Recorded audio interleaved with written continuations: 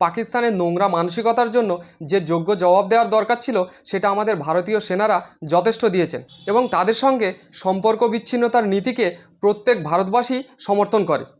কিন্তু এর দায় শুধু সাধারণ মানুষের জন্য, খেটে খাওয়া শ্রমিক এবং ছোট ব্যবসায়ীদের জন্য? আমাদের দেশের বড় বড় শিল্পপতিদের ক্ষেত্রে কি এই দায় বর্তায় না? প্রথমে এই ভিডিওটি দেখুন, তারপর বিস্তারিত আলোচনা করছি। गुजरात के, महाराष्ट्र के, जहाँ से बड़े अमीर लोग वहाँ पे व्यापार करते हैं, वो भी पाकिस्तान के साथ बंद होना चाहिए। जो सबक सिखाना है तो सबके लिए बराबर होना चाहिए। और बड़े वहाँ से जो नशों का भी व्यापार होता है पाकिस्तान करती है, वो सब वो बड़े पोर्ट से भी बंद होना चाहिए। पाकिस्तान के साथ हर तरह का व्यापार बंद करिए। सिर्फ एक अटारी को बंद करने से कुछ नहीं होता। आप गुजरात और महाराष्ट्र के पोर्ट भी बंद करिए और पाकिस्तान को सबक सिखाना ये हर एक हिंदुस्तानी चाहता है। তো বন্ধুরা, যুদ্ধ যখন হয় তার সমস্ত খরচ যখন সকল দেশবাসীকে বহন করতে হয়, তাহলে দেশভক্তির সার্টিফিকেটটা শুধু সাধারণ জনগণকেই কেন দেখাতে হবে? বড় বড় শিল্পপতিদের জন্য কি নিয়মটা আলাদা?